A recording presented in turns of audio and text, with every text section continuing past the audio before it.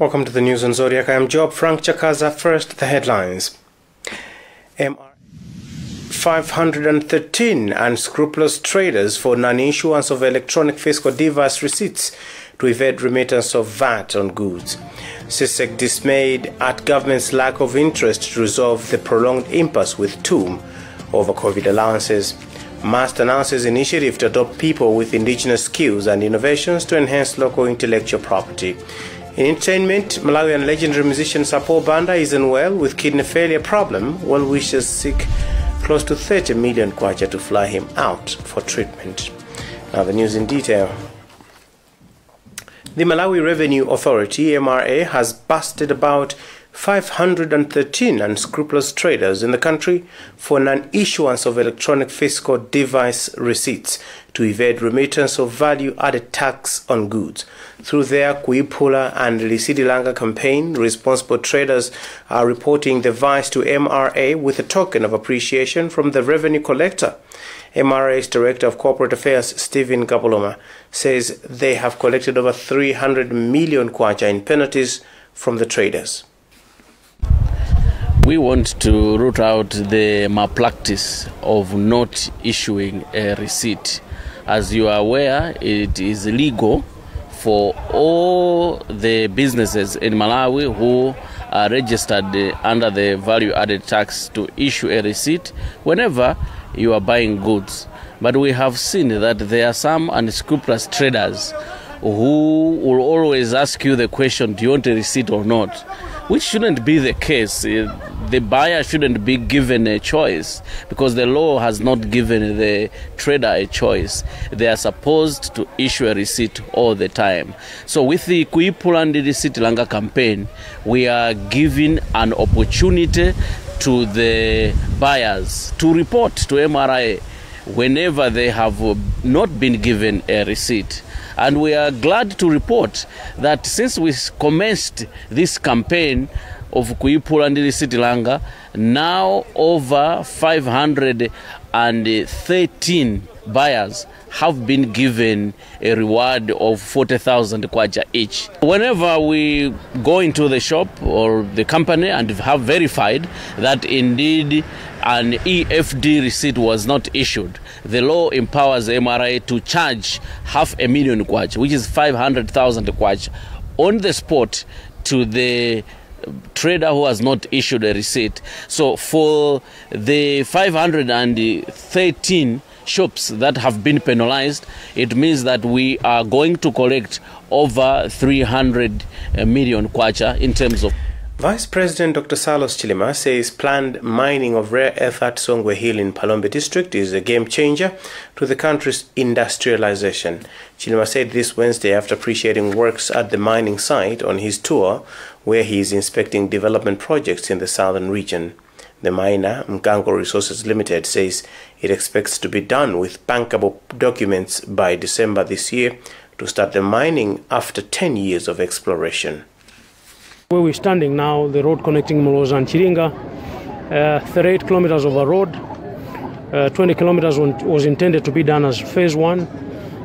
It has been stopped on account of a few challenges between the roads authority and the contractor, and therefore they will be going back to re-advertise so that again we can connect Palombe and Mulanje through the back of the Mulanje mountain. This will be an alternate road in case any one of the roads on the other side of the mountain has got issues, and it actually cuts the distance by a huge chunk, 38 kilometers, as opposed to going round all the way if you're traveling from Moloza. Civil Society Education Coalition CISEC has written in government expressing its dismay over its lack of interest to resolve a prolonged impasse between Teachers Union of Malawi and Ministry of Education. CISEC Executive Director Benedicto Kondowe feels the impasse has created an uncertainty among teachers and effectively affecting their delivery in class. Government is yet to meet the representatives of the Civil Servants Trade Union, CSTU, who now represent TUM over the impasse. Shimome Padata reports. To date, Ministry of Education has not resumed the talks with Teachers Union of Malawi TUM over the COVID-19 once-off payment impasse.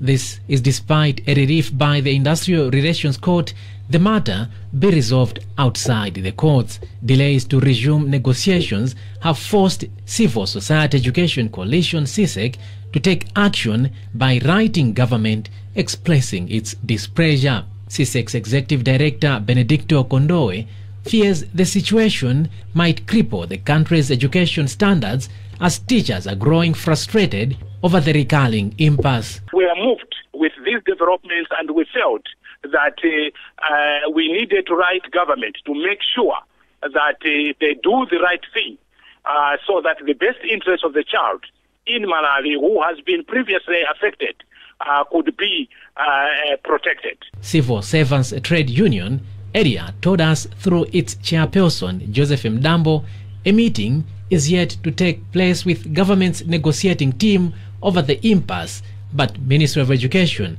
could not be immediately drawn to comment on when the talks will resume.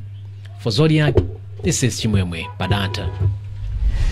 The Malawi University of Science and Technology MUST has announced an initiative to adopt people with indigenous skills and innovation into its arm of industrial research and innovation with a view to improve on local intellectual property.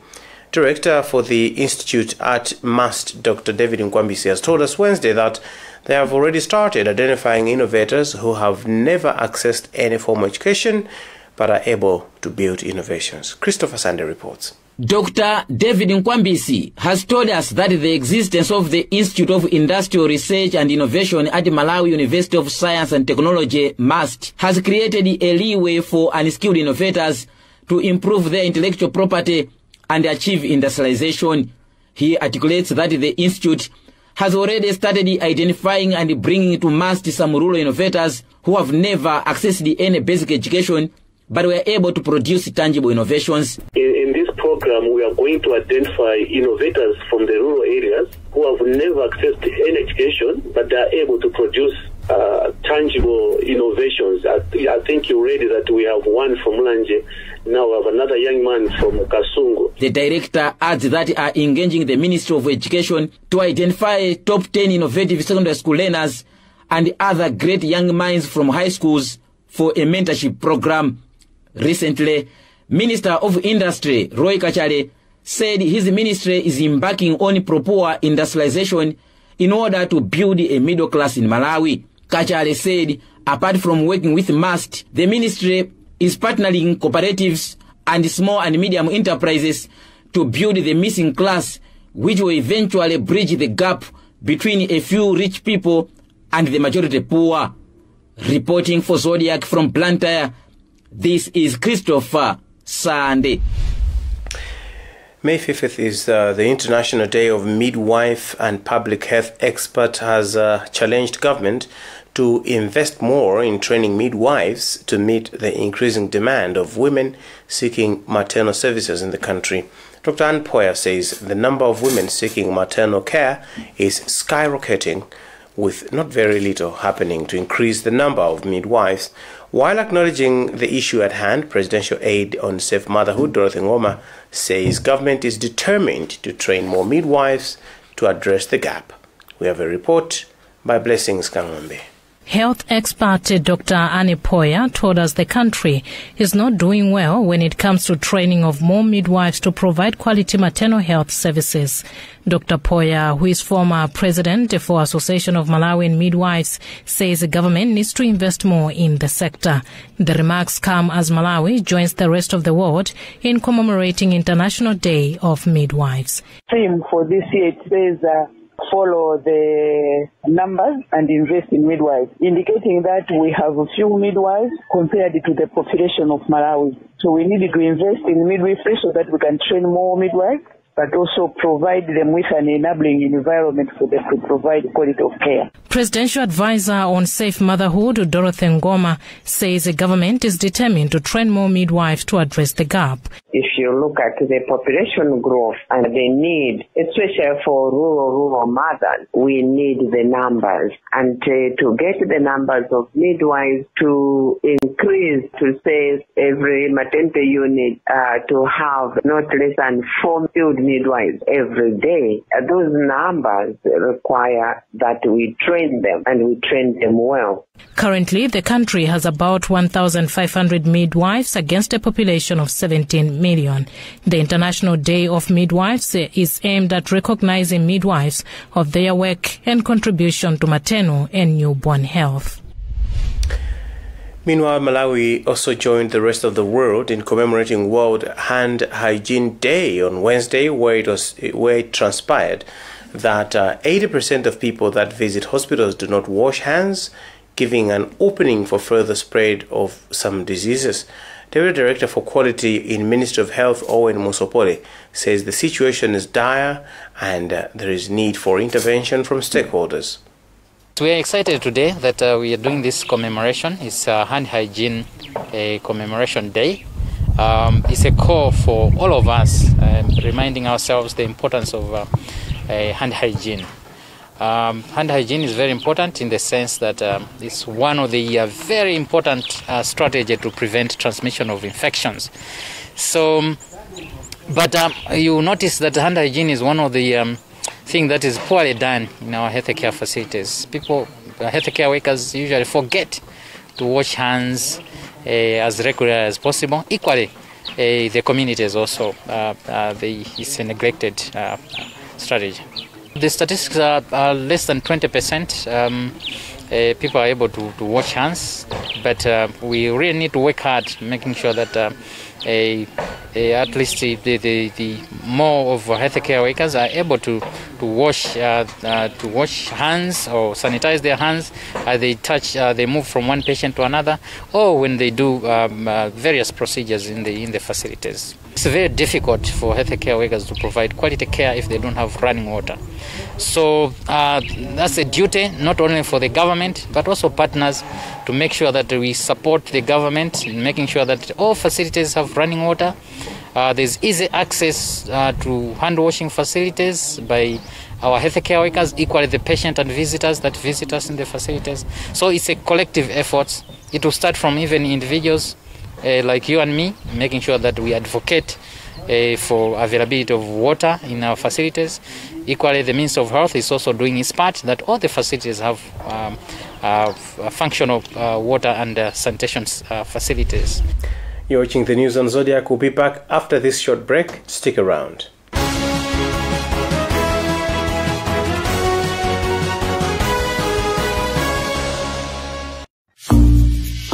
What do you do when your rights as a consumer are violated? Call CFTC. Who do you tell when there are anti-competitive business practices? You tell CFTC. What do you do when you notice deceptive business conduct or excessive pricing? Oh, that's easy. Call CFTC. The Competition and Fair Trading Commission, CFTC, minimizes malpractices that disadvantage both the consumer and traders. Call Malawi,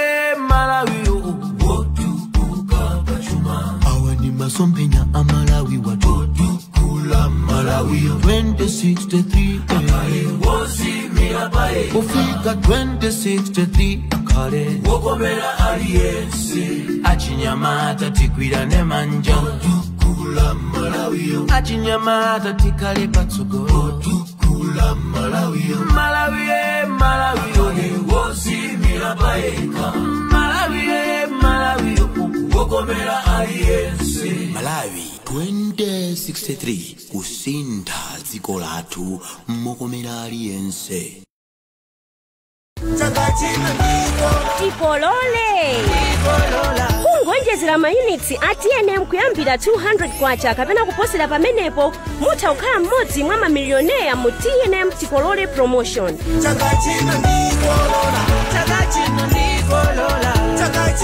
Koma mukaonjezera mayunitsi ndi 100 kwacha kapena kuposerapo mudzilandira mabonus oyimbira foni, SMS kapena data pompo. TNM, always with you.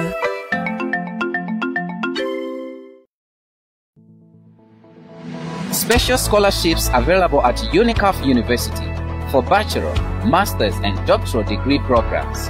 UNICAF University is accredited nationally by the NCHE and internationally by the British Accreditation Council in the UK. Enroll for internationally recognized degrees at a fraction of the cost, with the special scholarships available for the April-June 2021 intake. Feel safe knowing that your online studies with UNICAF University will not be disrupted by measures for the pandemic. From enrollment to graduation, everything runs smoothly online. Don't miss this golden opportunity. This offer is only valid until the end of June 2021. So apply today and get a free tablet when you register and pay the required deposit. Ring 01755 or WhatsApp 0993 907002 for more information.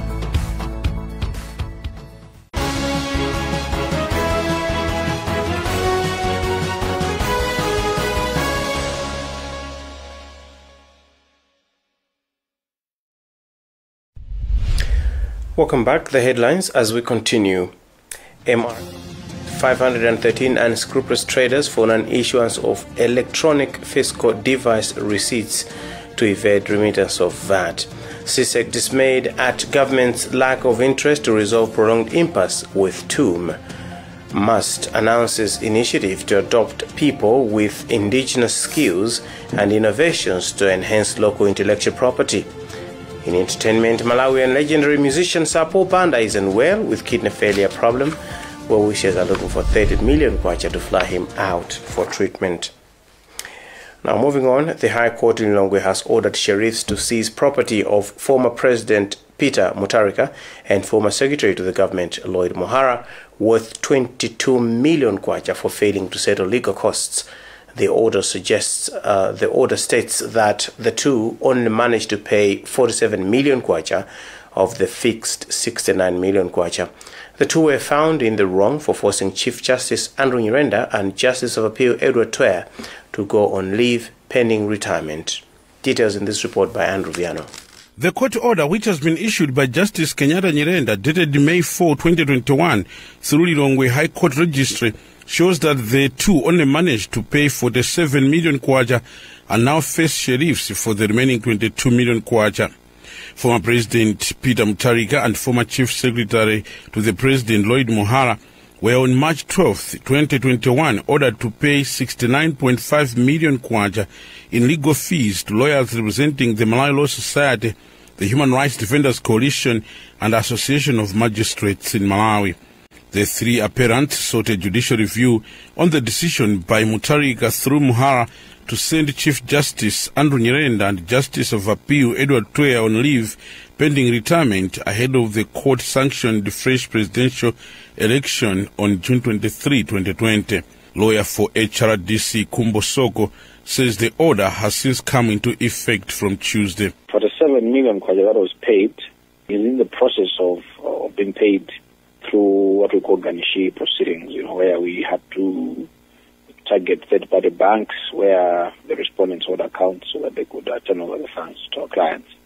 So that process only yielded 47 million kwacha, and that left a balance of around 22 million kwacha, which we were instructed to collect through this process. On June 12, 2020, Mohara issued a public notice that Chief Justice Andrew Nyirenda and Twere should proceed on leave to clear their days pending retirement, a development that angered HRDC, the Association of Magistrates in Malawi, and lawyers who later held demonstrations protesting the decision as an infringement on the doctrine of separation of powers. The National Youth Council of Malawi, NICOM, and Small and Medium Enterprises Development Institute, SMEDI, have signed a Memorandum of Understanding aimed at uplifting lives of young people in the country. According to NICOM Chief Executive Officer Dingiswayo Jerry, the youth constitute over 70% of the population, but 54% of them are jobless. Philip Caetano Tacosta has the details. According to NICOM Chief Executive Officer Dingiswayo Jerry, Malawi's economic struggles can be attributed to lack of jobs and entrepreneurial skills among the youth. He attributed failure by youth entrepreneurs to grow their businesses to lack of knowledge in business, hence the initiative to work with SMEDI, who are experts in imparting knowledge on how to run businesses. When asked why the initiative is materializing now, Jerry said that other approaches were taken before without much success, and that is why NICOM decided to engage SMEDI. We noticed that there are gaps. Also at the same time, there is a better way that we can synchronize the efforts that NICOM is doing and SMEDI is doing. And therefore we decided to say we need to form a partnership that will help us to work together so that the gaps that we have noted, SMEDI can fill that gap. The gaps that SMEDI has noted, NICOM can fill that gap. So I think out of the lessons that we have drawn over the years, now we feel like it's time that we need to work together, synergize the efforts. Also speaking at the ceremony was Chief Executive Officer for SMEDI, Robin Chetaiga.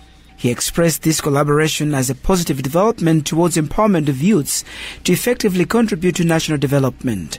Chetaiga also said that this initiative is in line with the Tonse administration's agenda of creating 1 million jobs. He further explained that among other areas, the project will also train the youth in mining and value addition of mineral products. Our involvement is actually to assist those that want to go into mining, and even the youth, especially the youth at this juncture, that we feel have the energy to contribute effectively to the growth of the country.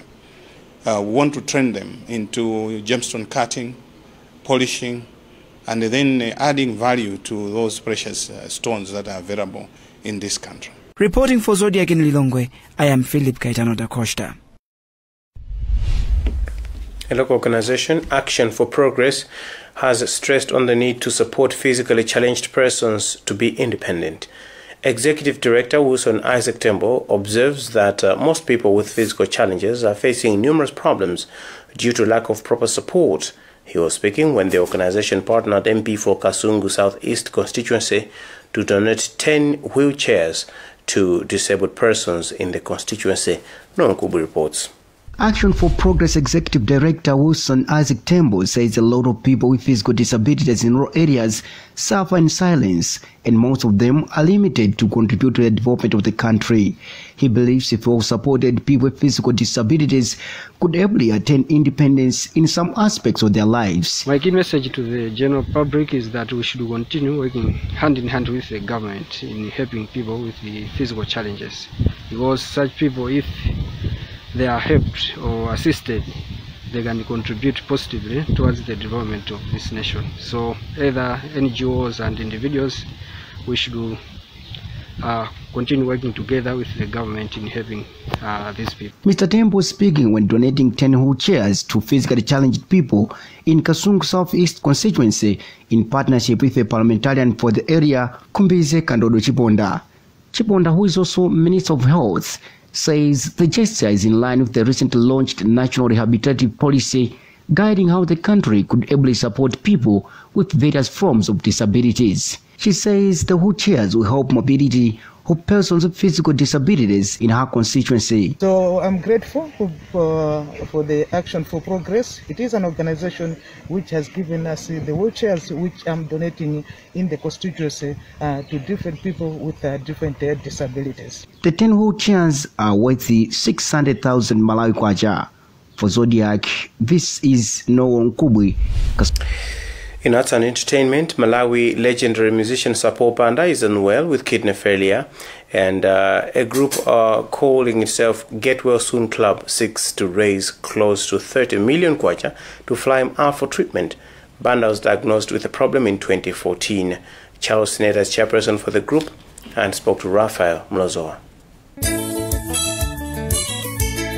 Sapo Banda started getting sick in 2014. Started suffering from blood pressure and diabetes. And with a long term of getting medication for these two ailments, I think he later on developed kidney failures. And he has been helping himself for all this time. We've been going around to check on him and supporting him here and there. Even his family has been doing the same. But towards the end of last year, That's when we felt that the poor needs some kind of assistance in that regard. Then together we sat down here in Malawi and said, okay, why can't we do something like an initiative to do some kind of fundraising? Because we thought we could not do this single-handedly now. And we agreed to have kind of a fundraising show. Unfortunately, with COVID-19, I think it has been a challenge. You know, musicians, all what we depend on is having a performance and get something for our bread and butter. Then, fortunately enough, when we talked to Mibawa, it's a virtual show that will enable us to reach out to the public that will come to the show, but also those who will not want to come to the show. So how much are you looking for in this event, or the total amount that you are looking for the treatment? When we did some kind of an analysis and consulting some quotas who have such an experience of getting someone out of the country for the treatment, or maybe for within the country, we came up with a budget to say for everything to happen, we need not less than 20 and not more than 30 million.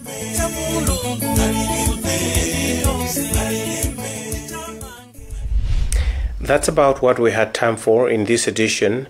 Before we go, let's look at the headlines one more time. MRA busts 513 unscrupulous traders for non-issuance of electronic fiscal device receipts to evade remittance of VAT.